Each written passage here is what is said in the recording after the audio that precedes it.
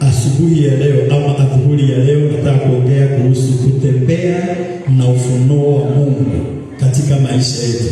Wacha nikueleze ile kitu inatatiza watu wengi ni kukosa kutembea na ufunuo wa Mungu. Glory be to Jesus. Faida ya kutembea na ufunuo ya Mungu ni nini? Unapotembea na ufunuo wa Mungu katika maisha yako huchange. Maisha yako hubadilika. Glory be to Jesus. Na unaishi katika maisha yako, unaishi kulingana na ufunuo ulioupata katika maisha yako. Am I speaking somebody? Unaishi kulingana na ufunuo ulioupata katika maisha yako, na hata katika uungu wa Mungu, kulingana na vile umejua Mungu, kulingana na vile umepata ufunuo kwa Mungu, unaishi vile vile. Glory be to Jesus. Na watu wengi katika uungu wa Mungu wamekaa kulingana na vile walipata ufunuo wa Mungu katika maisha yao. Hata katika roho, watu wengi wanaishi kulingana na vile walipata ufunuo katika maisha yao. Leo katika jina la Yesu Kristo, nataka tuhame katika kukaa katika ufunuo wa wanadamu ili tuingie katika ufunuo wa Mungu. Glory be to Jesus. Na kuna tofauti kubwa kukaa katika ufunuo wa wanadamu na kukaa katika ufunuo wa Kristo. Are we together? Kuna tofauti. Mtu ambaye anaishi maisha ya ufunuo ya wanadamu na mtu ambaye anakaa katika ufunuo wa Mungu mwenyewe, kuna tofauti kubwa. Na leo katika jina la Yesu nataka nikuhamishe na neno kukaa katika ufunuo wa mtu ili uingie katika ufunuo wa Mungu. Bwana Yesu asifiwe. Na tutaona watu kadhaa ambaye waliishi katika kukaa katika ufunuo wa Mungu, maisha yao vile waliishi dunia hii. Bwana Yesu asifiwe. Are we together? Tunaona sana tunaona vile kama mtu anaitwa Elia alikuwa mtu ambaye anaishi katika ufunuo wa Mungu. Na hata wakati kulitokea kiangazi na akafunga mvua usinyeshe for 3 years and a half, huyo mtu aliishi katika ufunuo wa Mungu. Na Biblia inasema kwamba Mungu alimpeleka katika mto wa Keruthi na akaishi katika mto wa Keruthi, na alikuwa analishwa na kunguru. Na alilishwa na kunguru kwa maana wale wengine hawakulishwa, lakini Elia alilishwa. Am I speaking somebody? Are we together? Sasa wale ambaye hawakuwa ndani ya ufunuo wa Mungu, hao ndiye ambaye waliteseka zaidi na wakaumia zaidi. Hao ndiye ambaye walikufa na njaa. Lakini Elia ndiye alifunga mvua usinyeshe. lakini yeye alikuwa analishwa na Mungu kwa sababu ana ufunuo wa Mungu ndani yake. Bwana Yesu asifiwe. Leo Jumapili ya leo nataka tuongee kuhusu ule ufunuo wa Mungu katika maisha yetu. Bwana Yesu asifiwe. Hebu tuende kitabu cha Bwana katika Matthew 16 verse 13. Matthew 16 verse 13. Tutaona vile hiyo neno inaendelea kusema katika maisha yetu. Matthew 16 verse 13, tuteremke hivi. Bwana Yesu asifiwe. Na nimeona mtu ambaye anatuhudumia kule kwetu nyumbani wakati nyinamole sehemu ndo ihari amuturagera mahuti muno kule kwitu rya tukayo kenyalirika ndo akole gwakaje ndakugeithia muno mundu wa Ngai Ngai akurathime muno hivi kinyarira akuragite kinyarwa mundu orokia araguteithiriria kwa muthingiri gutigakigie na maundu matiganite. Karibu muno kwa Faith Manifestation Church. Hallelujah. Huko ndiko lya gutwaima kwa Ngai gutiumago atikoima today. Tusome na wewe katika jina la Yesu. Amen. Tutasoma Mathayo 16 na mstari wa 13. Basi Yesu akaenda pande za Kaisaria Filipi. Akawauliza wanafunzi wake akasema, watu nena mwana wa Adamu kuwa ni nani? Wakasema, wengine hunena Yohana Mbatizaji, wengine Elia, wengine Yeremia au mojawapo wa manabii. Akawaambia, nani mwaninena mimi kuwa ni nani? Simoni Petero akajibu akasema, wewe ndiwe Kristo, mwana wa Mungu aliye hai. Yesu akajibu akamwambia, ewe Simoni Bar-Yona, kwa kuwa mwili na damu havikukufunulia hili. Underline that. Yesu akamwambia, ewe wewe Simoni Bar-Yona, kwa kuwa mwili na damu havikukufunulia hili, bali Baba yangu aliye mbinguni. Nami nakwambia, wewe ndiwe Petro, na juu ya mwamba huu nitalijenga kanisa langu, wala milango ya kuzimu haitalishinda. Nami nitakupa wewe funguo za ufalme wa mbinguni, na lolote utakalolifunga duniani litakuwa limefungwa mbinguni, na lolote utakalolifungua duniani litakuwa limefunguliwa mbinguni. Ndipo alipowakataza sana wanafunzi wake wasimwambie mtu yeyote ya kwamba yeye. Glory be to Jesus. Wacha tuombe. Baba, katika jina la Yesu, asante kwa ajili ya siku ya leo.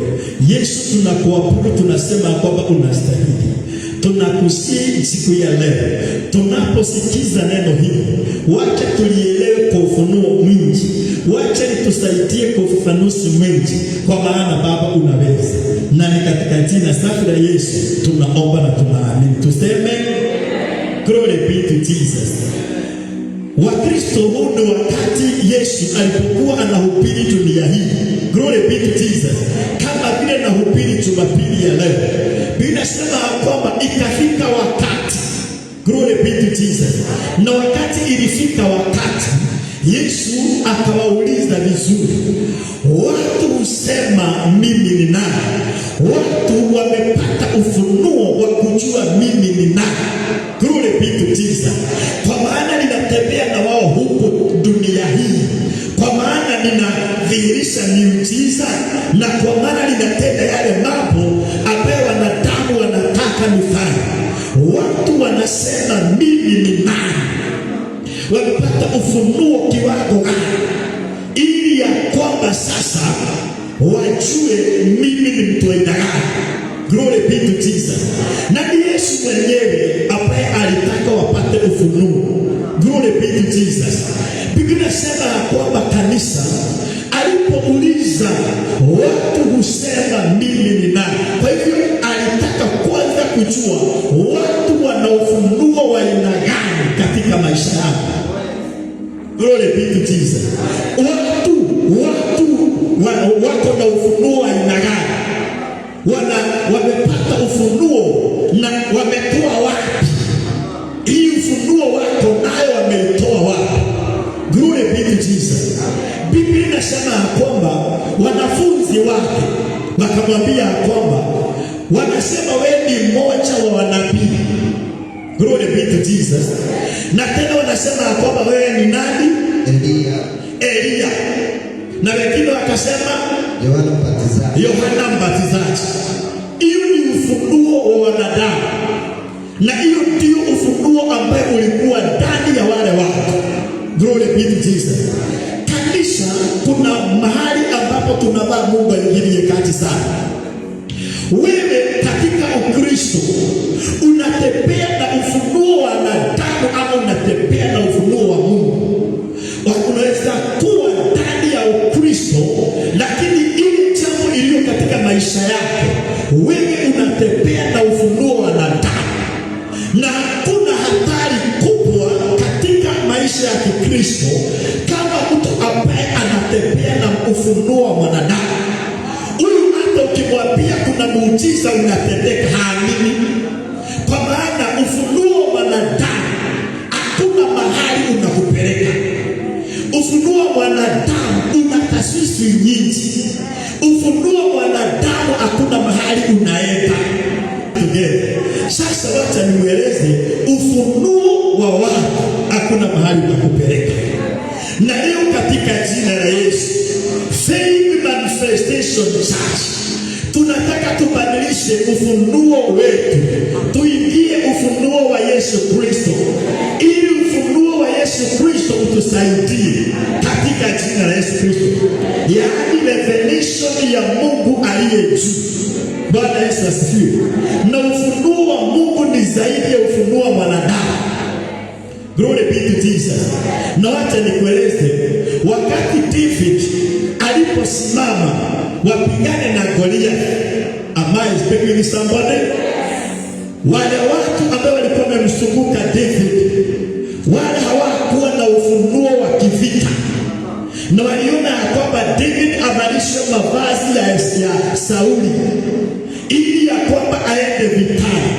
Lakini David alikuwa na ufunuo wa kuvaa mavazi ya ufunuo, sio mavazi ya kikawaida. Glory be to Jesus.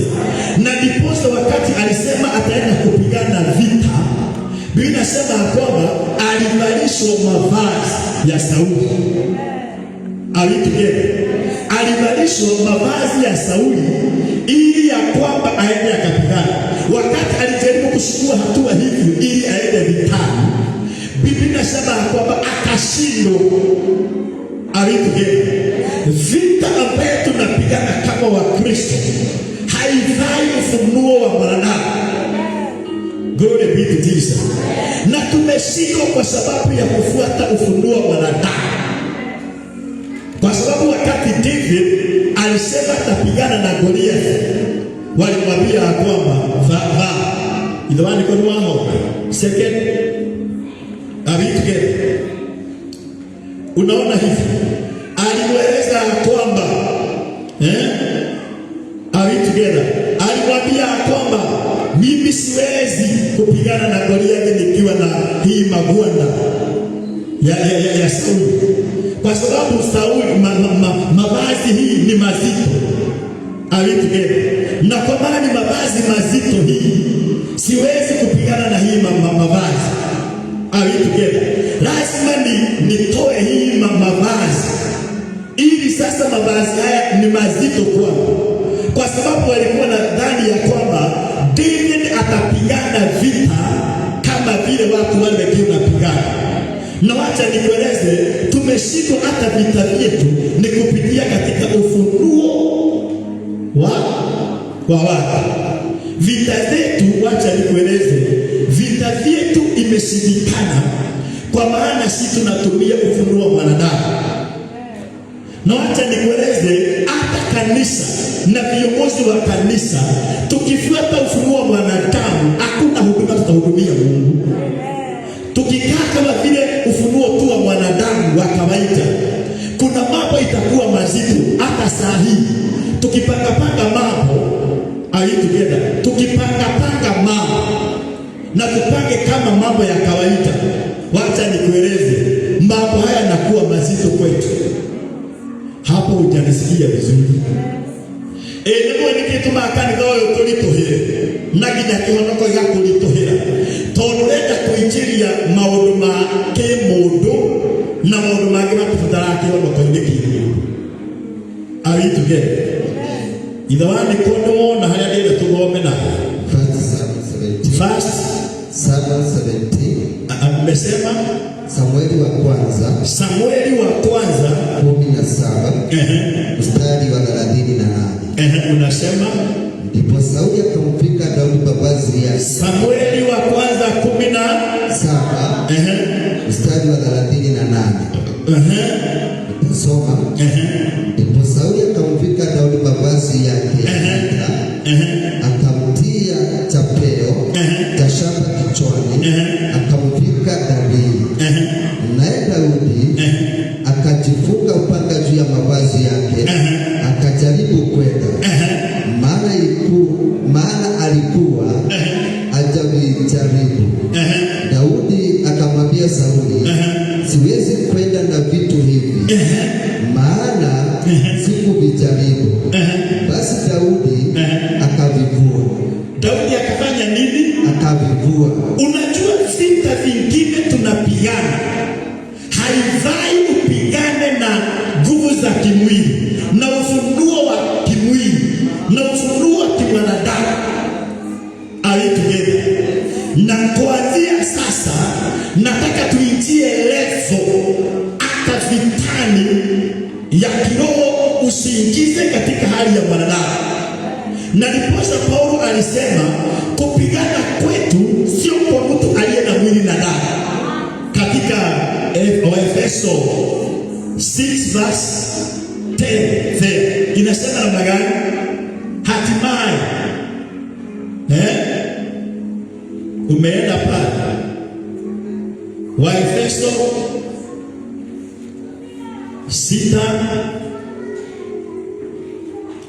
mstari wa 10 nasema, ama basi soma pale mstari wa 10. Hatimaye mzidi kuwa hodari katika Bwana na katika uwezo wa nguvu zake. Vaeni silaha zote za Mungu. Hatimaye mzidi kuwa hodari katika Bwana na katika uweza wa nguvu zake. Vaeni silaha zote za Mungu mpate kuweza kuzipiga ile za shetani. Kwa maana kushindana kwetu sisi si juu ya damu na nyama, bali ni juu ya ufalme na mamlaka, juu ya wakuu wa giza hili, juu ya majeshi ya pepo wabaya katika ulimwengu wa rohoni. Sasa ikiwa vita vyetu ni katika ulimwengu wa rohoni, haitaki kukosa ufunuo katika vita hiyo. Lazima upate ufunuo katika ulimwengu wa rohoni. Na ndiposa Yesu alisema ya kwamba wanadamu wanasema mimi ni nani, ili ya kwamba aone wana ufunuo kiwango gani. Wanafuata katika ufunuo wa wanadamu ama wanafuata ufunuo wa Mungu katika maisha yao. Glory be to Jesus. Tukirudi pale katika Matthew 16, are we together? Tutaona vile Yesu, glory be to Jesus, baada ya ule ufunuo, glory be to Jesus, ile vitu ilifanyika kwa Simeoni. Are we together? Na wacha nikueleze, kanisa letu linavaa kuanzia sasa lipate ufunuo wa kiungu. Dini kinapomaana tulio hapa, ufunuo wa kiungu katika maisha yetu. Mstari wa 17. Yesu akajibu akamwambia, heri wewe Simeoni Bar-Yona, kwa kuwa mwili na damu havikukufunulia hili, bali Baba yangu aliye mbinguni. Underline that. Kwa hivyo point number 1, glory be to Jesus. Hii sasa uweze kupata ufunuo together, unahitaji kushikana na ufunuo wa Mungu aliye juu zaidi. Ni nani upatiana ufunuo huu usio wa kawaida? Ufunuo huu usio wa kawaida, yule ambaye anapatiana ni Mungu aliye juu zaidi. Together. Na kanisa hii inafaa ipokee ufunuo kutoka kwa Mungu sasa, ili ya kwamba mambo mingi isiwe magumu kwetu. Tuendelee. Baada ya kupata ufunuo, mstari wa 18 inasema, nami nakwambia, wewe ndiwe Petro, na juu ya mwamba huu nitalijenga kanisa langu. Underline that. Kwa hivyo wacha nikueleze siku ya leo, ukipata ufunuo, glory be to Jesus, kunaye mambo Mungu ataachilia. Kwa hivyo ukipata ufunuo wa Mungu juu yako, kuna vitu vya maana Mungu ataachilia. Ili kitu imesumbua watu wengi ni kukosa ufunuo wa Mungu, ili Mungu aachilie sasa. Aachilie mambo mazuri kwako. Aachilie, yani aweze kukudhaminia. Kuna vitu anataka akudhaminie. Jambo la kwanza ni aje akujenge. Glory be to Jesus. Unapopata ufunuo, point number 1, point number 2, anaanza kukujenga wewe. Glory be to Jesus. Unajua wale watu wamejengwa na watu wanabomoka haraka sana. Watu ambao wanajengwa na watu hawatirabiche. Dikiria iwega. Watu ambao wanajengwa na ufunuo wa watu wanabomoka upesi. Wakati majaribu inakuja immediately, wako maana hawajajengwa na ufunuo wa Mungu, wanapotea mara moja. Glory be to Jesus. Na pia watu ukitokea kitu kidogo hivi, anasema na mimi nimetoka kanisa, nimeenda. Anasema sitahudumia Mungu tena, nimeenda. Lakini wacha nikueleze, yule mtu amejengwa na ufunuo wa Mungu, anajengwa tena na neno. Glory be to Jesus. Mungu hujenga ufunuo wake na nini? Glory be to Jesus. Jambo la kwanza, analijenga na neno lake. Jambo la pili, analijenga na covenant yake. Glory be to Jesus. Jambo la tatu, analijenga na hekima na maarifa na ufahamu. Glory be to Jesus. Ufahamu, maarifa na neno lake. Glory be to Jesus. Na covenant, analijenga na covenant. Are we together? Na Jumapili ya leo, vile tulivyo, tupokee ufunuo wa Mungu maishani mwetu, ili yako maishani mwetu iweze kudhibitika, kwa sababu inatembea na revelation ya Mungu. Glory be to Jesus. Na revelation ya Mungu hii ndiye Biblia inasema kwamba, nami nakuambia wewe ndiwe Petro, na juu ya mwamba huu nitalijenga kanisa langu, wala milango ya kuzimu halitaishinda. Unaona sasa katika hiyo revelation, inyoga mkwenda mtoto pale chiwa atainuli agarikile kwa Mungu. Hii ndiye ambaye inakuweka misingi vizuri. Ukitembea katika revelation ya Mungu, jambo la kwanza Biblia inasema kwamba nitalijenga kanisa langu. Glory be to Jesus. Katika ufunuo huu, katika ufunuo ule, Mungu mwenyewe hushuka katika ufunuo wake. Glory be to Jesus. Na anapoingia katika ufunuo wake, anajenga. Bwana Yesu asifiwe. Anajenga. Na hiyo jioni ya leo kuna ufunuo wa kujengwa sasa. Are we together? Na ili hii dunia uwe imara, unafaa ujengwe na Mungu ili uwe imara. Yale mambo yaliyo dunia hii yanahitaji revelation ya Mungu. Ndio tu. Nami nakwambia, wewe ndiwe Petro, na juu ya mwamba huu nitalijenga kanisa langu, wala milango ya kuzimu. Wala milango, sasa hiyo inaitwa covenant na promise. Covenant na promise. Anasema nimejenga hapa, nimejenga na promise na covenant. Ahadi na agano. Leo katika mwaka wa 2026 tutajengwa na ahadi na agano. Glory be to Jesus. Yaani mtu ambaye hawezi kuwaso na mtu ni kwa sababu na kuongea tujua sio tudokie kupora. No ni hata mundu akiremo ni gutungatira Ngai tobati wiki ndo gitana ikara wega. Ni ndugatira Ngai gwithira na gupata. Ni na nduga hai maginya ngeina inaga ni kunoga na ndingi kwetaigwa wega na akarugama na akahutia. Tondu reke ngwire ni handitwo na kirikaniro kia Ngai na irekaniro na kirikaniro twate. Mehetwo na irekaniro cia Ngai. Glory be to Jesus. Na mtu wa aina hiyo hatingiziki ni kitu. Inua mkono, sema Baba, katika jina la Yesu naomba kujengwa na agano yako katika jina la Yesu, na neno lako sitatingizika. Mwaka wa 2026 nitajengeka imara kwa jina la Baba na la Mwana na Roho Mtakatifu. Sema amen. Glory be to Jesus. Hakuna kitu baya dunia hii kama kuishi maisha bila revelation ya Mungu. Bwana Yesu asifiwe.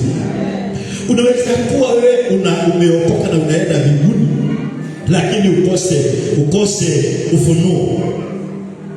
Biblia inasema kwamba kuna mtu mmoja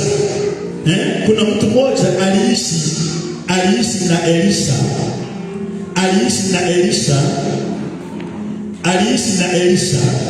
Na wakati aliishi na Elisha alikufa masikini. Are we together? Alikufa masikini, na wakati alikufa masikini, wale ambaye walikuja kumdai wakaja kudai jamii yake. Na aliishi na Elisha, lakini hata wakati aliishi na Elisha, ile kitu ilimtatiza zaidi. Hakujua mafuta ya Elisha ina uwezo wa kumtoa katika uvukara wake. Wao na idwani. Second Kings chapter 4 verse 1. Yes, inasema basi mwanamke mmoja miongoni mwa wake za wana wa manabii Biblia inasema kwa basi mwanamke mmoja miongoni mwa wake za manabii alimlilia Elisha akasema, mtumishi wako mume wangu amekufa. Nawe unajua ya kuwa mtumishi wako alikuwa mcha Bwana. Adaini dha. Hebu rudia vizuri. Basi mwanamke mmoja miongoni mwa wake za wana wa manabii,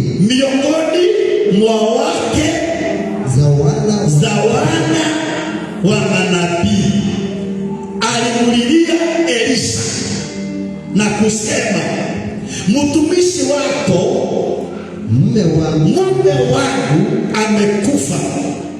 Nawe unajua ya kuwa mtumishi wako alikuwa mcha Bwana.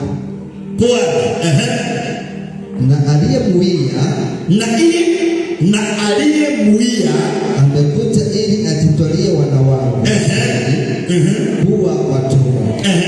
Elisha akamwambia, nikufanyie nini? Niambie, una kitu gani nyumbani? Akasema, mimi mjakazi wako sina kitu nyumbani ila chupa ya mafuta. Akasema, nenda ukatake vyombo huko nje kwa jirani zako wote,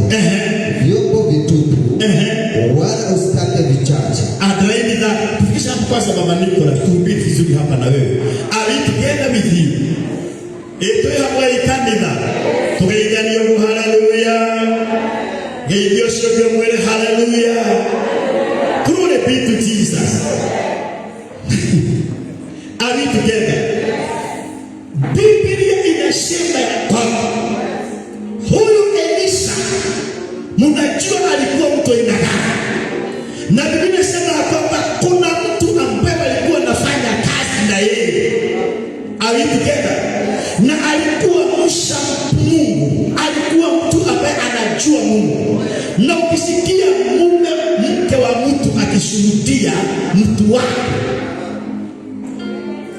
tigai kwa idero ila mroshikulete tigai idero, na kueleza ya kwamba ukisikia mke wa mtu ni mtu bila modo ndio wewe maodo moja. Unajua pia najua ukiwa mrefu ndio huyo anajua ukimuita ya miguu minne tanele kirogo olie mtumia wako ya tiri kana mudhuru wako ebe mhodo kunora ataka akinya kwa kai umuulize vizuri tarudi pengine nao unaolie na wewe akukia wewe alikichunguza vizuri unaona kama nitaenda miguu. Tukiwa nyumbani na muita ya miguu minne na muita ya iye nyingine ina pepe. Ni nani ana ushuhuda vizuri mume wake na mke wake anaweza kumtolea ushuhuda? Ama watoto wako. Kuna wakati moja mtoto mmoja alikuja katika ofisi akaniambia, Bishop, na uombee mama sana na baba. Usiku wanatukanana na wanapigana. Uwaombee sana. Na sana my mom hata ananitukana. Kuna wakati aliniita maneno sitasema hapa kwa runinga. Alinitukana na nikaona kweli huyu mama ameokoka.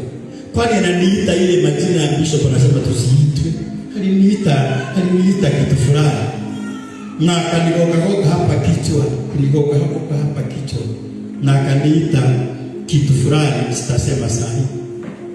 Na akaniambia wakikuja ukumbuke sana mama ndiye anajua kukelelesha, anakelelesaga. Anakelelesaga. Umwombee sana. Na dadi usiku ni kupiga mama. Anakuja na kwetu, anaona kwetu akiwa amepigwa. Sasa katika jina la Yesu, huyu mke alishuhudia mume wake kwa nabii. Akasema unajua vile ako mwaminifu. Lakini kuna kitu kwamba huyu mtumishi wa Mungu ana uwezo wa kupigana na huyu mtu wa kunidai madeni. Akupata ule ufunuo. Na ndiposa alikufa na madeni. Si madeni ya kifedha ile unadhani.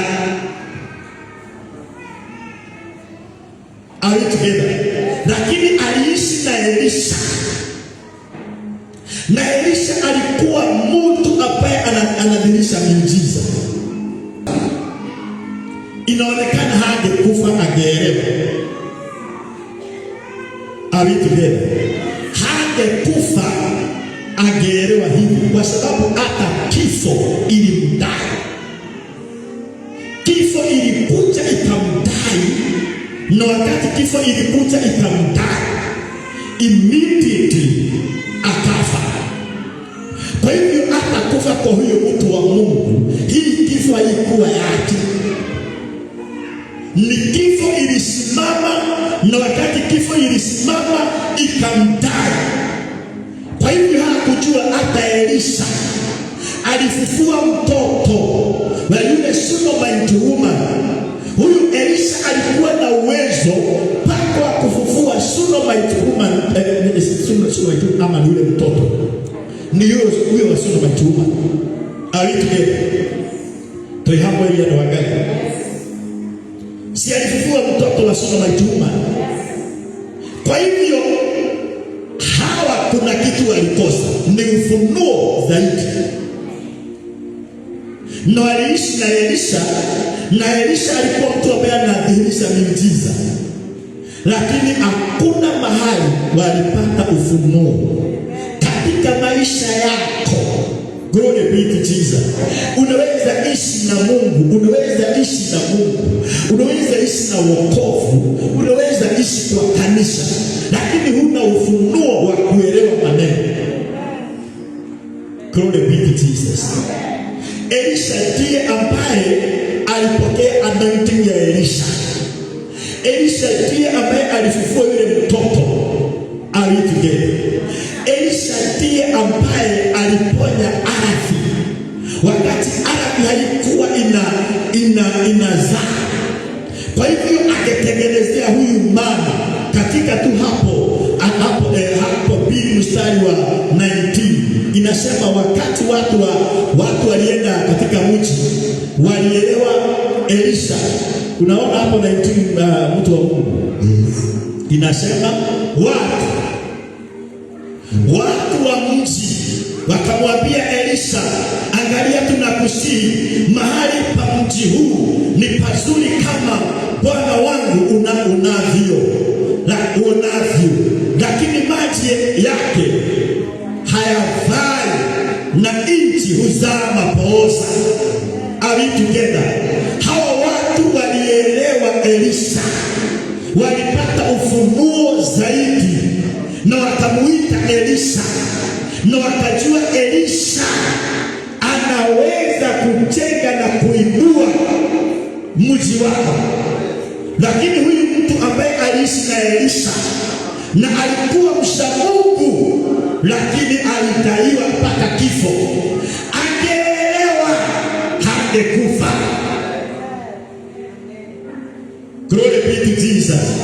Inua mkono, sema Baba, katika jina la Yesu naomba nipate ufunuo wa kuishi kwako na kuishi kwako na kufahamu wewe ni nani katika maisha yangu, na kuanzia leo nipatie ufunuo kwa jina la Baba na la Mwana na Roho Mtakatifu. Sema amen. Glory be to Jesus. Leo katika jina la Yesu, are we together? Biblia inasema hivi, Baba Nicholas, hawa watu waliishi na umasikini, lakini walielewa huyu mtu wa Mungu akikuja, huyu mtu tunaufahamu, tunaelewa atatengeneza ardhi yetu. Kwa hivyo huyu mtu si mtu wa kawaida. Lakini huyu mzee aliyokaa na Elisha miaka nenda miaka rudi, na alikuwa mwaminifu na alikuwa mzuri, lakini ile kitu hakuelewa ni ufahamu wa kujua, ni ufunuo wa kujua Elisha ni nani maishani mwake. Na unajua watu wengi hawaelewi. Glory be to Jesus. Hawapati ufunuo ule, hawaelewi huyo ufunuo. Biblia inasema kwamba tena Elia aliingia kwa mama mjane, na wakati alipoingia kwa mama mjane, huyu mama ni ufunuo ulimsaidia kupatia Elia mkate. Ungekuwa ni ufunuo wa kikawaida hangempatia. Aliyamosonolegoma nasono siariki na manama pio no chokego akuma otigetie mugate ohekairetu gaka onegere kimu. Huwezi kimwanadamu, huwezi. Alituge ya kwamba sahi Pastor Wanjohi, mimi nikuje kwako na hakuna chochote na nijio, na hili kitu imebaki hapo. Nijio wale kama radhi hao katika tena Wafalme wa kwanza 17 pale, juu kama ni 17. Unaona pale magotire mundu ungetikira. Lazima kuwe hii ni ufunuo wa mbinguni. Pastor atu ni kuja kwa jioni saa 3. Na ile kaugali imepikwa pale. Ni ya jini na wajiro. Alafu na mimi ni nyemelea usiku ule.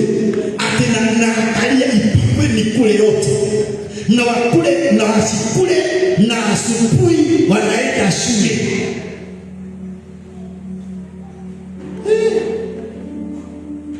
Pastor Agoye amesema hapo ni si pagumu hivyo, si pa rahisi hivyo. Mundu wa Ngai wabe, imagine tukende sherehe kwa itumbe nore na nende kule. Nikaigwa hujama kigudoma kile kwa matumbe magobaya. Inawezekanaje sincerely speaking? Na Elia ndiye yule amekuja akiwa amechoka sana mpaka jasho linatoka, na ndiye huyo amejia kwa yule mama na mama yule hana mume. Kwa hivyo hata ile kamkate ni kung'eng'ana akapata. Alafu tena mzee akuje na kipara kama ya bishop ndiye yule akule. Na brosi na kwa mbona hapo tokitikira anaona gari ohali hogurio orani. Alafu tena mimi nasema ya kwamba mtumishi Eli akampatia yule mama na hakuna kitu kingine, ni hiyo na amepika. Hiyo ni ufunuo wa mbinguni jamani. Na ndio maana tulimeenda kuokolea. Ni mambo ya kuokolea hatulibiki. Ona kule tokiyo makuda ngoko na kuligo minyo kaiba. Mali bomo ligereoge. Menya na mwa malinga na malingo tolia. Alicho. Sasa ndiye huyu. Mama huyu ni mjane. Umepata pale.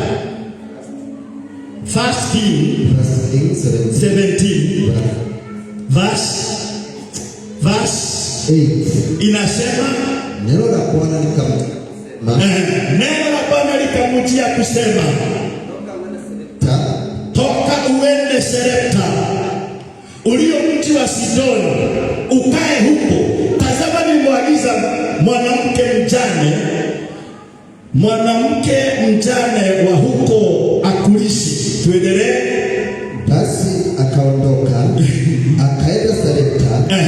Hata alipofika langoni pa mji, kumbe mwanamke mjane alikuweko akiokota kuni.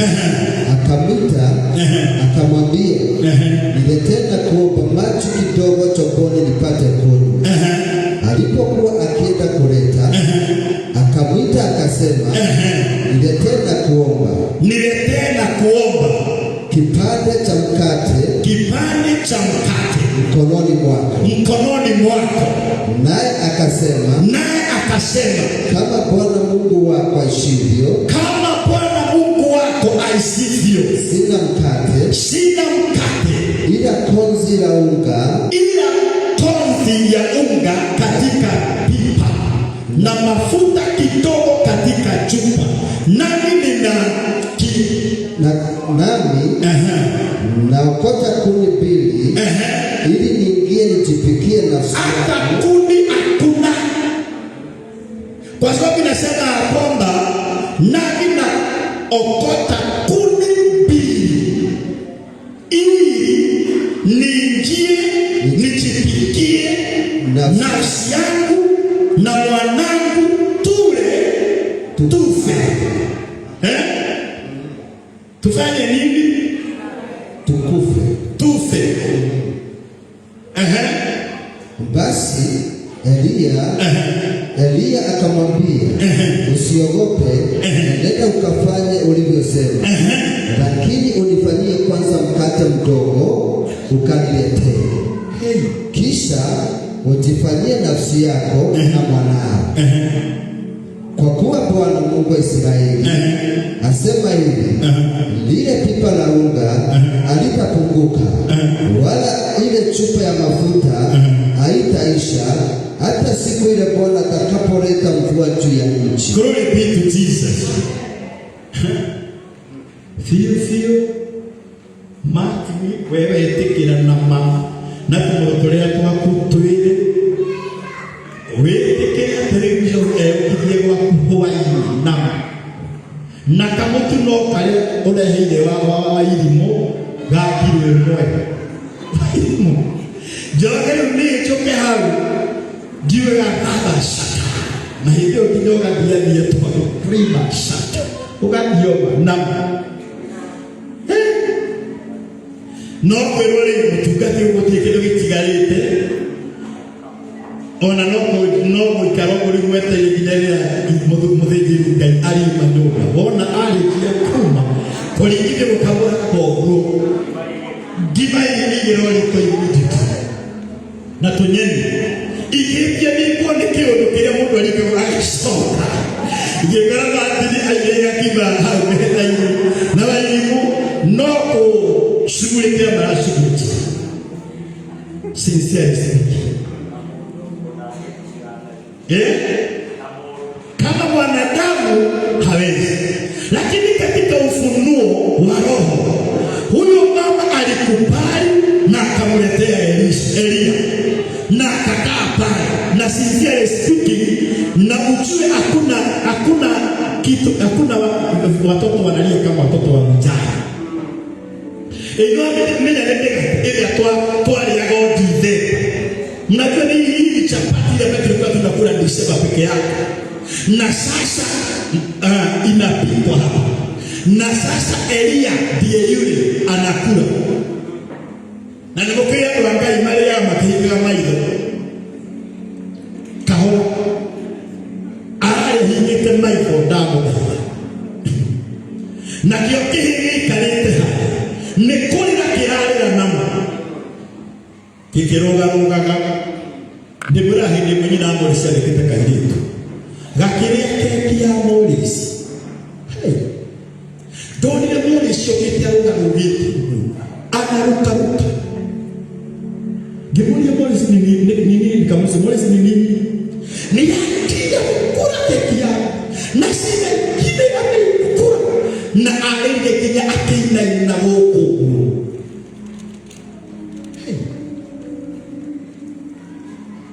gira Morris kia ni kutubu kwa ndani akitira hiyo yote ni yote ina tatiani au gamogete na hiyo yaro kwa tumagoro hiyo tuishoka gani na ndio yeye alikohota adirengera nyama Morris rusio mwakiri oyo mwiri tu omuhore oyo mwari ya keki ya Morris muhore doimira haya tari ngithigwetha keki ridukani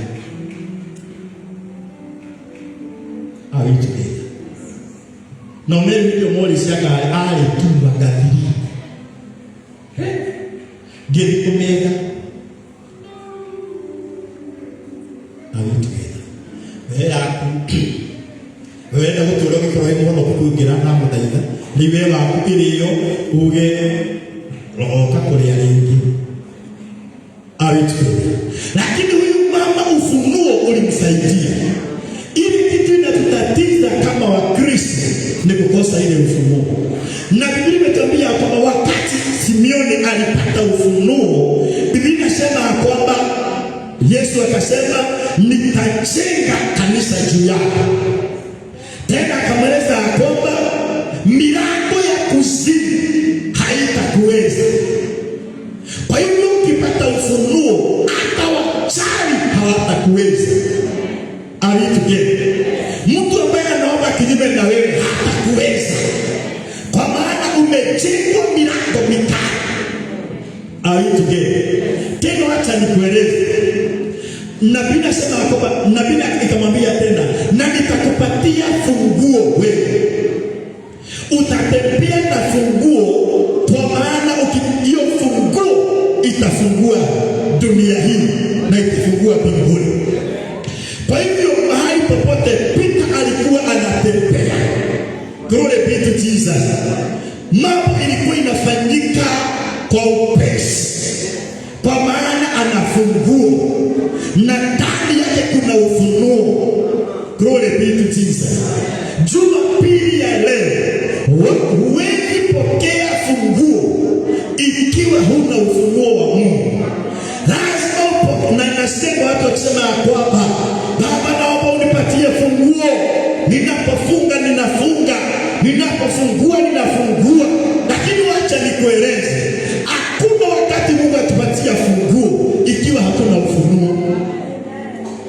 Glory be to Jesus. Na kuna mzee mmoja ambaye anaitwa Elia. Biblia inasema kwamba kuna wanajeshi walikuja kupigana na yeye alikuwa na uwezo. Alisema, naitisha moto mbinguni uchome watu hawa wanachoma. Koreano magiria safi national security mahigere ginya bishop. Koreano magiria safi mahigere ginya bishop tamuthanya. Leo kaidagitira kumanegera. Koreano magirengerwo safi ciarite ginya nayo wage guturathi. Leo kaidagitira kumanegera matakiri no kuri. Onawe ũngĩthũkia wega rĩ, no ũrĩ na ni mwathani angĩnengera safi. Mungu alipatie funguo Dr. Molini. Kweli ninaweza fungia watu. Glory be to Jesus. Kwa maana sasa Mungu atanipatia funguo. Nikitaka mtu awe na miguu mitano anapata miguu mitano. Kuna watu wengine hapa Mungu hawezi patia funguo. Kwa sababu unaweza mtu acheza na wewe unamwambia tembea kama na miguu minne. Mnaona watu wanatembea na miguu minne. Ni ufunuo unatatiza watu wengi wasipatiwe mamlaka na uwezo. Hata kuna watu Mungu anaangalia hivyo ili waishi kwa Mungu. Lazima wapate pesa kidogo. Lazima wapate pesa kidogo. Yes. Kuna mtu mwingine alikuwa anashuhudia tukiwa na mambo mahali fulani. Sikiza hapa. Alinunua kagari. Na wakati alinunua kagari, kwa barabara alikuwa anatisha watu na makagari ile yake kadogo, kafiti. Na unajua kuna kagari kingine kanaitwa fiti. Kadogo hivi. Sasa kwa maana amenunua hiyo, hawezi achilia watu wapite. Kwa maana sasa amenunua gari. Together. Akakutana na mtu mwingine ako na gari kubwa na yeye anamfugilia.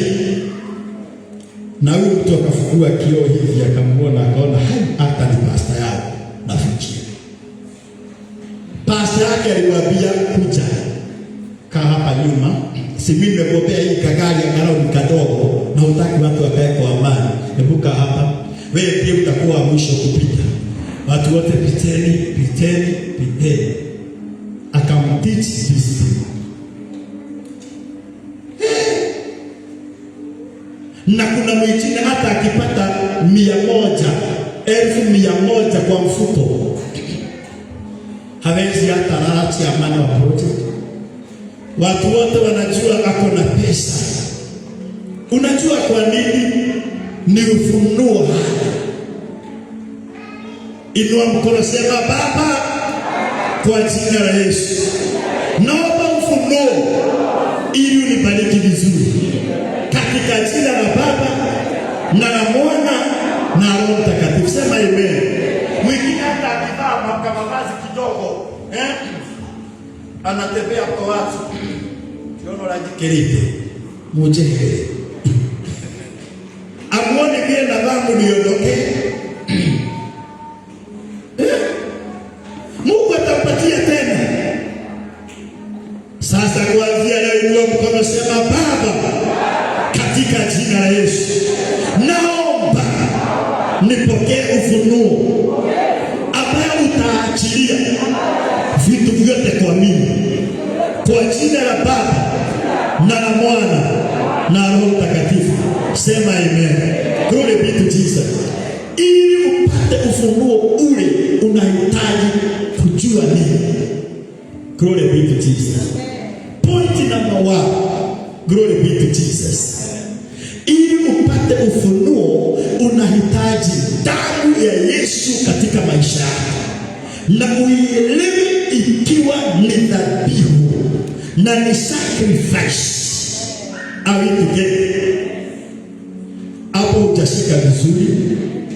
Ili upate ufunuo ule unahitaji sasa kujua ama kupokea uwezo wa damu ya Yesu ikiwa ni sacrifice katika maisha yako na ni dhabihu kwako. Ili sasa ile damu ilete ufahamu na ilete revelation katika maisha yako. Na Biblia inasema kwamba Hebrews 12:24 inasema kwamba na hiyo damu huongea. Kwa hivyo hii damu inaongea, inaleta revelation. I think Hebrews 12:24. Are we together? Ni hapo ama ni wapi? Yes. Na Yesu mjumbe wa agano jipya na damu ya kunyunyizwa inenayo mema kuliko ile ya pili. Group to finish hapa. Hii ndiye hunena. Hii ndiye kunena. Ni nini watu wa Mungu? Kunena ni nini? Si kunena ni kuleta ufahamu. Si kunena ndiye inasema. Sasa hii inaleta ufunuo kwako. Hii ndiye inaleta kufahamu na revelation. Leo katika jina la Yesu, wacha hii damu ilete sasa ufunuo kwako katika jina la Yesu. Na ikilete ufunuo kwako itakusaidia. Na wacha nikueleze, watu wa dunia, watu wa upande ule mwingine wanashika damu na sacrifice zao ikiwa uwezo kuliko watu wa Kristo. Sijui kama unaelewa hapo. Watu wa giza wanashika sacrifice na wanaishika na njia kubwa kuliko wa Kristo. Lakini wa Kristo hawaamini hii sacrifice walipewa ina nguvu kuliko ile sacrifice ya upande ule mwingine. Na leo katika jina la Yesu, pokea hii sacrifice ikuletee. Katika kitabu cha Ufunuo 5 mstari uko pale unasema kwamba na hii damu ilinunua watu. Kwa hivyo hii damu inaleta ushindi. Leo Jumapili ya leo, ninaamini damu ya Yesu leo italeta ufunuo kwako katika jina la Yesu. Na wacha nikueleze, hata ukitaka mtoto apate kushika vizuri masomo, unaita damu ya Yesu, unaingiza kichwa yake.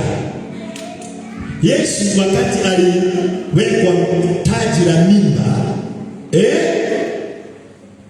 damu hivi, kuna aina kadhaa ya damu ya Yesu unavaa kujua kuitumia.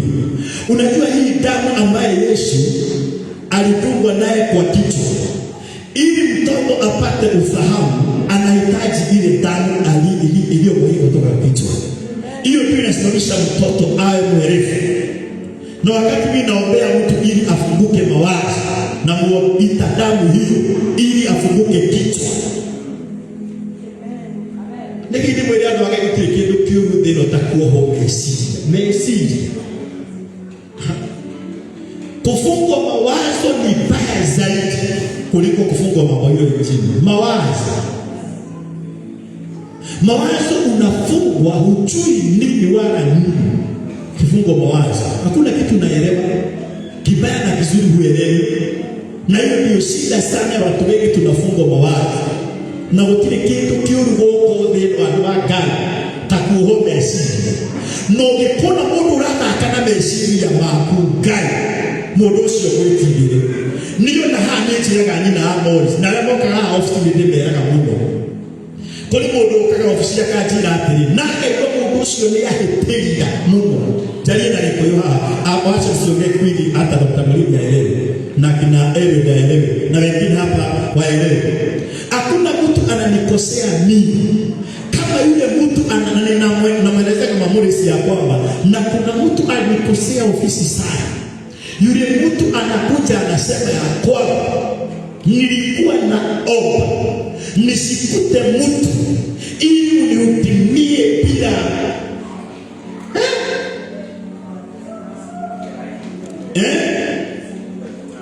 nisikute laini nikukute peke yako unihudumie pole pole bila watu wengi. Na akiingia national security ananiambia bwana, maombi yako yamejibika, niko hapa. Anaanza kunipatia mambo ya soso yao, mambo ya niko yao, mambo yake yote. Uti wake wa mgongo unamuuma, ukianzia hapa juu unaenda mpaka kichwa. Namwambia na umekaa, akaniambia niliomba Mungu. Sasa ametufunga mawazo mimi na wale wengine.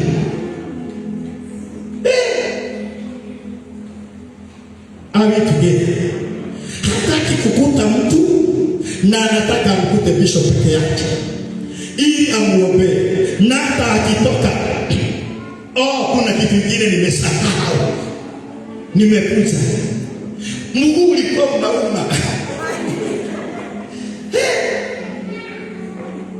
Awe together. Mguu ulikuwa unauma. Hata akienda pale anakuta yule yako pale, anamwambia wacha nirudi tena. Gai, nasikia yule mtu ametufunga mawazo. Alafu ubaya wake akitoka Martin sasa hafungui, anaacha tu hivyo. Usipopata maarifa na ufunuo, ujue tangia ule mama aliniambia alitaka akuje peke yake, sasa linaanza kufungua tena. Inua mkono, sema Baba, katika jina la Yesu. Mwanadamu yoyote aliyonifungua na akanifunga, kuanzia leo nimejifungua kwa damu ya Yesu, na maisha yangu haitafungwa na mtu yoyote, katika jina la Baba na la Mwana na Roho Mtakatifu. Sema amen. Ili mukiwaga wakwa no alimutenda kuwa tera mushumuri gareti nake wego wende utiri na customer makuma kiroko na wewe wake higa wakwa neti leo tigakoragwo no gurio mundu ucio akiuma kamenya mundu ucio ni gutuhe ninafungua. Unaona watu wameanza kufikiria, wananipigia, Bishop uko ofisi, nilikuwa nimesahau kukuja. Kwa maana tumefungwa na roho ya mtu. Leo katika jina la Yesu nimekufungua mahali ulifungwa na mwanadamu, na pesa zako zilifungwa na mwanadamu. Ninaifungua leo kwa jina la Baba na la Mwana na Roho Mtakatifu. Sema amen. Glory be to Jesus. Ukipata ufunuo, wacha nikueleze. Ukipata ufunuo, hata mimi nikipatia mtu pesa hivi na endaga mbele za Mungu. Na kuna kitu kingine niliona kibaya sana Dr. Mwalimu. Hakuna kitu baya dunia hii kama kupatia mtu pesa alafu tena anakudai zingine, yani yeye anakufunga mahali ili sasa wewe tu ni kuachilia kwa yeye. Hujashika hapo, hujashika hapo. Ni vyema kufunguliwa, usifungwe na mtu dunia hii.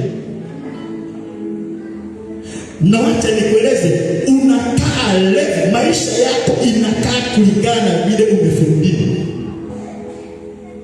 Huwezi kaa maisha ambayo hujafunguliwa, lazima ukae maisha ambayo umefunguliwa. Na mahali hiyo nguo umevaa kulingana vile umefunguliwa. Na vile hata unakaa kwako, unakaa kulingana vile umefunguliwa. Huwezi kaa zaidi ya kufunguliwa kwako. Pengine tukusaidia kupata ufunuo. Unakaa kulingana vile umefunguliwa, hata vile umevaa saa hii ni vile umefunguliwa. Na kuna watu wengine wamefunguliwa kutusumbua. Kuna watu wengine wamefunguliwa kutusumbua, na usipofunga vile wamefunguliwa kukusumbua, uite Mungu akulinde kulingana vile wameelewa kukusumbua. Gai mutira hivi. Wewe unaweza kaa kulingana na vile mtu mwingine anataka uishi. Umeshika hapo? Kulingana vile mtu anataka uishi, ukae kulingana vile anataka uishi. Amekupangia vile unavaa uishi, kulingana vile amefunua mwenyewe, unakaa kulingana na yeye. Na hiyo nimekutoa hapo, vile unakaa kulingana vile watu wanataka uishi. Nimekutoa hapo katika jina la Yesu. Unaweza kaa kulingana vile watu wanaona, na hata watu husema tunataka akae hivi. Na wacha nikueleze, isipokuwa ni Mungu huingilia maisha. Watu wengi wanakaa kulingana na ufunuo wa watu. Watu wengi huishi kulingana vile watu wamefunuliwa. Na leo wacha nikutoe maisha haya katika jina la Yesu.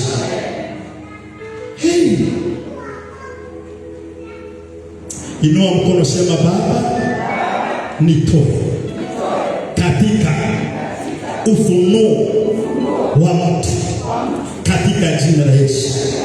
Niishi katika ufunuo wako kwa jina la Baba na la Mwana na Roho Mtakatifu.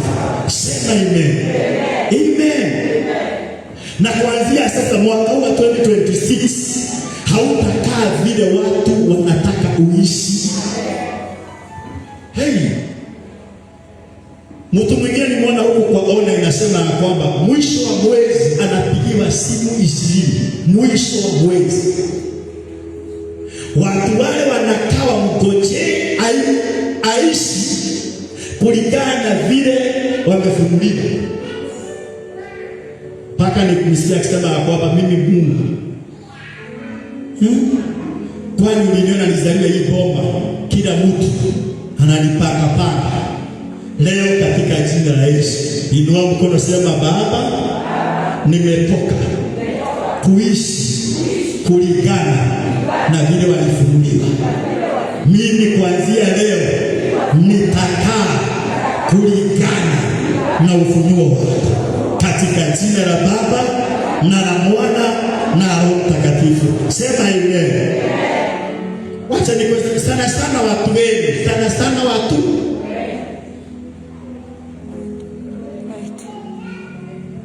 na noya doani, watu wenu sana sana ukiwasaidia sana wanasema wewe ni mjinga.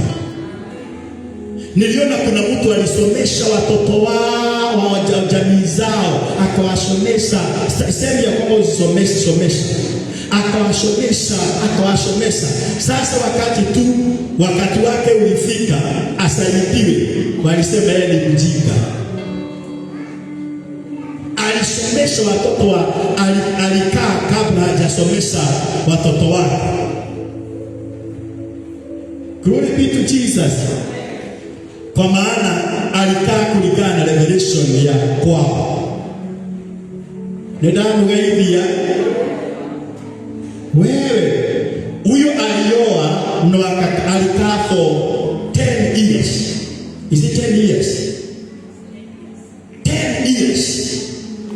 Akaoa na akaoa mke, akakaa for 10 good years, ili pesa zake asomeshe watoto wa ndugu zake, kwa maana ndiye mzaliwa wa kwanza. 10 years guy, na akakanya mke wake, nikipata mtoto hapa utatoka hii boma. Mama akajaribu kumsihi, akalo tupate wawili, ili ya kwamba tukisomesha hawa tunasomesha wetu. Wacha nikueleze, huyu mtu alikaa katika ufunuo watu wao mpaka 10 good years.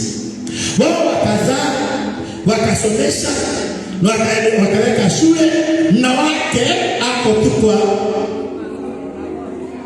kwa magoti. Martin anasomesha miaka 10, anasomesha wadugu zake na dada zake, na anakanya mke asipate mtoto ili wasomeshe wa watoto wao. Watoto wake wa kwanza alipata, hao wengine wameenda shule na wako high schools, na yeye akapata wakiwa amezeeka. Saa hii ana stress nyingi, hali ya kuweka bishop, mimi nikafanya namna gani? Nimezeeka, hii move iko kwa kichwa, na mtoto wa kwanza anapeleka shule. Sasa watoto wale wengine wakiona baba anakuja, wanamweleza yule Bukaeli na ni baba yao. Ni mimi hiyo, si ni kukaa katika ufunuo wa watu. Mundu agea atomodo okera atwale yake na toto waku ni oge ndwe wikara ngoni wa mundu. Sasa wale wamemaliza shule, mtu wa Mungu wamemaliza shule, na sasa watoto wake wote wako shule, na wala watu wako kazini. Akijaribu kuambia sasa, kuja tusaidie, vile nilimsaidia chairman, vile tuliwasaidia na nikuja mnisaidie. Hawa wanampiga, wanamwambia enda mjinga. Kukaa katika ufunuo wa watu ndiye hiyo.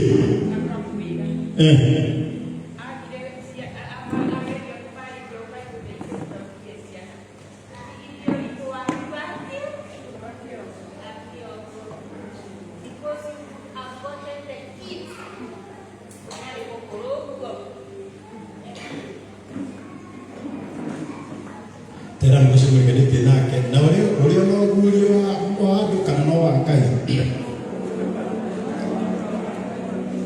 Ulio no gulio wa Ngai kana no wa mundu. Yes. Hivi sasa najaribu kumuombea, hiyo haingii, inakataa. Bwana Yesu asifiwe. Na yamano mire mundu wa Ngai ni maroka na mtu na tai. Wetu anapolia tu mitoto ni nginya tutingiheo kindu. Inua mkono, sema Baba, nitoe katika ufunuo wa mwanadamu, kwa jina la Baba na Mwana na Roho Mtakatifu. Uniingize katika ufunuo wako, ewe Mungu, katika jina la Baba na la Mwana na Roho Mtakatifu. Sema amen. Niona nipenda kile malika mono nationality abepeke kwetania makaji na mtungatiri we niturenda tureka kana we no sia dira makauraji na makora leo isoka kule ngegetha no ule andeka nao tutaki nasema hivi kwa utamuri. Kuna watu wetu walikuwa wananiambia njoroge tufanye hii na hii na hii. Hebu anza, mimi naanza. Nikawaambia sasa tukikuja kwenu na nyinyi mnisaidie. Nikirudi kwa wao wanapokea hata simu hawashukuru. Sasa mimi nang'ang'ana peke yangu. Unajua kwa nini? Ni kukaa katika revelation ya watu wetu. Wewe msinaji amekaa katika ufunuo ya watu wao na marafiki. Watu wetu na marafiki. Watu wetu na marafiki. Hata marafiki wana hiyo mpango. Wanakuambia anza. Unaanza. Ukitaka kurudi kwa wao, simu wana simu moja. Unajaribu kuwatafuta.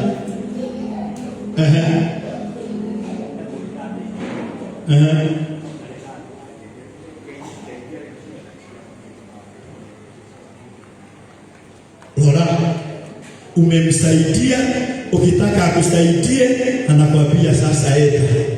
Kuna mtu ulisaidia wewe na ukajitolea kwa nguvu, watu wanakuaga hivi. Ona kwa sababu ndomedaho ile muno nigetha ateithike nginya maburi manaja alecheta akinya ku egwetega ndwati ukana leo wapo akinya ku ngajirire. Thank you so much for your prayers na katika nagitho. Hey, thank you so much. I want to appreciate vile uliniombea. Madai vile kinya magoro maina paka miguu itetemeka. Aliniandikia kwa message. Asante sana Bishop, uliniombea sana paka ukajifunga ili niende nchi za nje na niko nchi ya nje, lakini asante sana, nimejoin another church.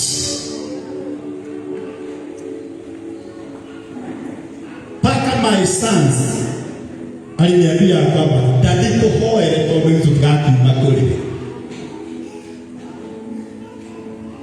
Nilikuwa hata nafunga na naona mama anapika ugali. Namwambia naombea mtu fulani. Agarao aende nchi ya nje ataniita wakati mmoja. Na mambo unajua mama anakuaga na mambo mengine. Ananiambia mimi sionaje huyu kama atakusaidia, acha ayetana liko. Mbona tarehe gimeo tolie di kwehi kata mtiji. Dakira maekani. Ginyaka iwata kumshikata onalita kwehiko. Nitaki sisiki kama huyu atakusaidia. Peji fuke usiku na amka saa 9 rababa ushata na kuruka hayo bibi ya mweka Mungu. Baba mkumbuke huyu ngete, mkumbuke vizuri, milango yake ifunguke, akienda kule ataniita nihubiri kule, na niko hata na nakalia kwa kitanda hivi. Mamwezi anambia tuingilie lini? Ingia kwa kitanda ujifunike. Sasa unatoka kwa kitanda mtaka siingie kwa kitanda. Alafu akikaa mimi narudi natoka. Sasa aje akile. Noda kuira. Ino ni message wa tomero kamoge ya ile tani. Na hivi watu wakaidina ale kile hikakolia na kwa kanisa gamuhorera akahorera na Amos. Na hiyo ndio rababa shaka kulimaika tia Jehova. Haya nora hidra hoera dugata ya kula niko dika. Maabi ko ando meire itoraga haha ndimiona akaigua maguru nginya ta megwikaje. Usikae revelation ya watu na niki na hau tutuire ithawani to riu ndaumire kwihokaga mundu kana nigukuhoya ngekerie ndihokioka no ndiga kwihoko na niĩ he ndiri he ngũgwĩta ndaumĩra kanitha-inĩ ũyũ hĩndĩ ya tũtoka tũtathomaga secondary ndahagĩra aciari aya nĩgetha marĩkia gũthomithia twao secondary maririkane twakwa twĩ secondary tuonire onaguo na ndetagĩra nao ndamũhoya twao twakinya secondary twarĩkia no maririkane twakwa mũndũ wa Ngai ndionire na mũndũ wa kũnjĩra makara mwanaku ona ndionire wa kũnjĩra karamu gaka twahoire tũmũndũ twakwa twarĩraga nasema hivi Dr. Mwalimu, hata mimi nilikuwa naombea watu hapa kwa sababu watoto walikuwa secondary na wangu walikuwa shule. Nilikuwa naombea Mungu saidia, wakimaliza watakumbuka bishop na tuombea angalau wasaidie mtu yao. Sijaona hata saa hii. Ni vyema kukaa katika ufunuo usikae katika ufunuo wa watu. Ona nini ndeithagia mundu nigetha akinya hara nake anyite guoko aumira mtuonane katika ufunuo wa Mungu ili ufunuo wa Mungu kusaidie. Usikae kulingana na vile watu wanakaa dunia hii. If you want to receive the revelation from God, take a step forward. Kuja hapa. Na iwa ikaratani ndugahi goleji. Toka hapa mbele za Bwana katika jina la Yesu. Hata tumechelewa kidogo. Hebu toka mbele za Bwana nikuombe. Sasa upate revelation. Kuishi hii dunia na revelation ya Mungu peke yake. Ili sasa wewe uishi kimungu, usiishi kama vile watu katika jina la Yesu.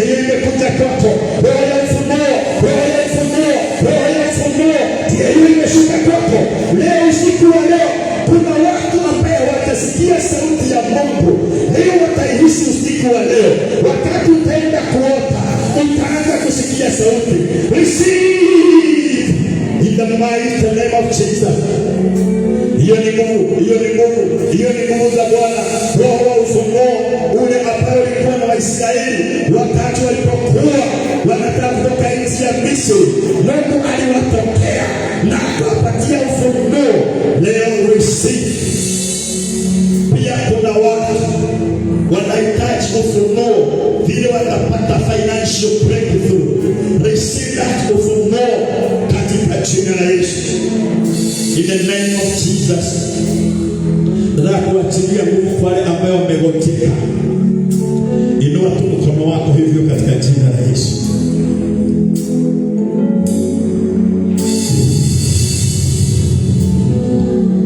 Na achilia uponyaji.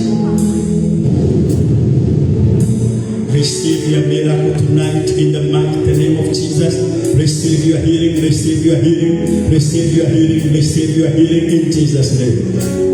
Pia kuna mtu ambaye anataka kupata biashara yake imekosa ufunuo wa kupata watu. Nimeachilia ufunuo wa biashara hiyo upate watu. Utapata wateja wasio wa kawaida katika jina la Yesu. Kuna mtu hata Mungu atamwongesha maarifa ya kupata wateja wake katika biashara yake katika jina la Yesu. Hata ufunuo wa kupata financial breakthrough. Receive in Jesus name. Na achilia uponyaji, na achilia uponyaji, na achilia kupona sasa. Sasa hiyo ni nguvu ya kupona, na achilia uponyaji katika jina la Yesu. In the name of Jesus. Kuna watu 16 wako hapa. Walikuwa wakiuliza Mungu, nataka unisaidie vile naweza saidika maishani mwangu. Watu 16 wako hapa. Wanahitaji Mungu mwenyewe. Na walikuwa wakiuliza Mungu, naweza kusaidika namna gani? Naweza kusaidika namna gani? In this place. Wamekuwa wakiuliza Mungu, naweza saidika namna gani?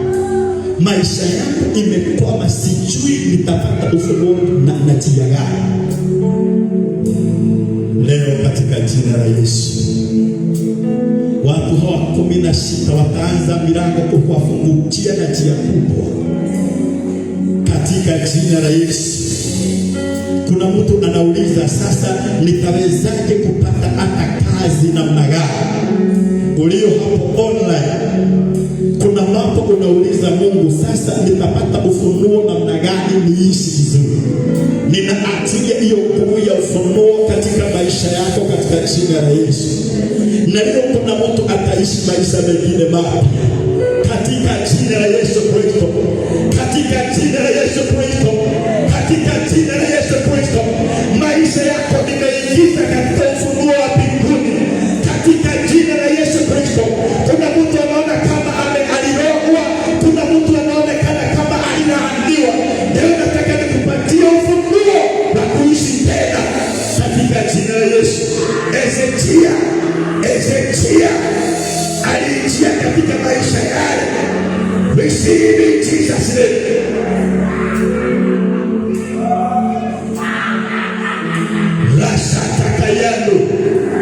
Robo shika haya Jehova. Mungu anafanya kazi katika boma hii. Rasha takata. Robo shika haya. Robo shaka. In the name of Jesus. In the mighty name of Jesus. Arataka ile ndio kile mshope ndio leo. Niyo manarutawia. Angels.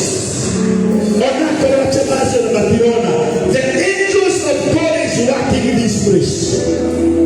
The name of Jesus. The name of Jesus. Kuna watu walikuwa wanauliza, maisha yangu itapata ufunuo niishi namna gani? Leo Mungu ndiye huyo ameshika kwa kila mmoja wetu. Tutapata ufunuo wa kuishi hii dunia. Unaona wale wengine kumbe wamemsalimia Mungu ama hawajamsalimia. Kwa nini mimi naishi maisha hili naishi?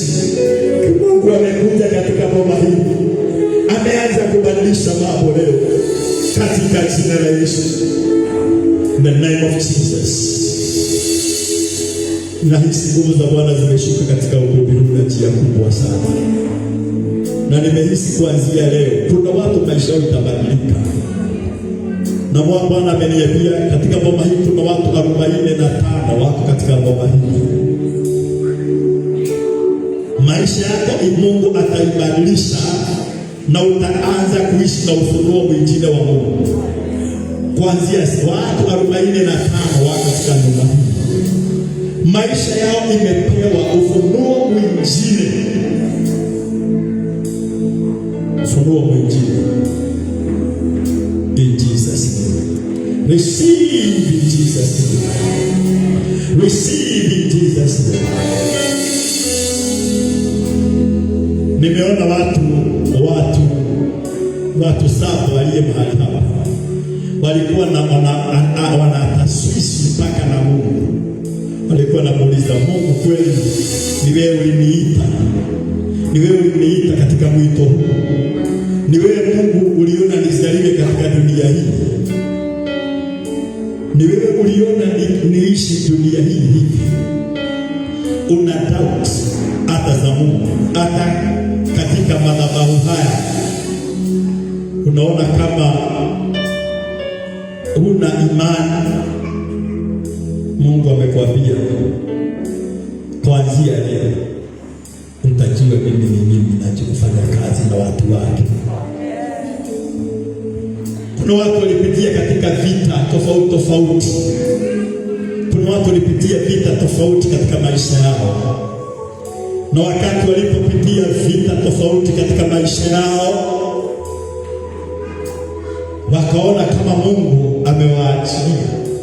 Mungu ameniambia leo in the mighty name of Jesus.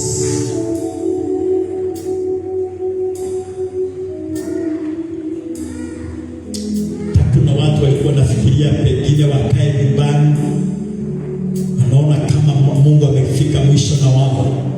God has a mighty revelation.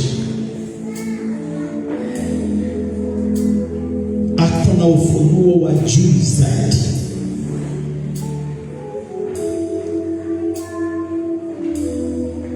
Yes. Kuna watu maisha yao itachange. Hata ninaona kuna watu watapata ufunuo wa kifedha katika boma hili. Kuna watu ambao Mungu ataunganisha na watu wasio wa kawaida maishani mwao. Mungu ananiambia kuna watu wataunganisha na watu wengine wa juu zaidi. Ni ufunuo ulikuwa umekosa juu yako, lakini kuanzia leo umepata ule ufunuo kwa jina la Yesu. Receive in Jesus' name. I receive. Ndio mkosema Baba nimepokea. Na kuanzia siku ya leo sitaishi tena vile nilikuwa ninaishi. Na ni katika jina la Baba na la Mwana na Roho Mtakatifu. Sema amen. Glory be to Jesus. Kuna watu Mungu atawapatia afya siku. Kuna watu Mungu atawapatia revelation katika maisha yao. Kuna vitu hata zimefichwa katika maisha yako na Mungu atakufunulia njia ya kuipata katika maisha yako. Hata katika kihuduma kuna ufunuo Mungu ataleta usio wa kawaida kuanzia sasa. Ufunuo usio wa kawaida kuanzia leo. In Jesus' name. Ule ambaye uliinua Simeoni akaingia katika level ya juu. Na leo nimesikia kwamba kuna level ya juu tumepokea siku ya leo katika jina la Yesu. Level nyingine ya juu, level nyingine ya kufanya mambo, level nyingine ya kutekeleza mambo katika maisha yetu na katika huduma kuanzia siku ya leo. Amen and amen. amen and amen.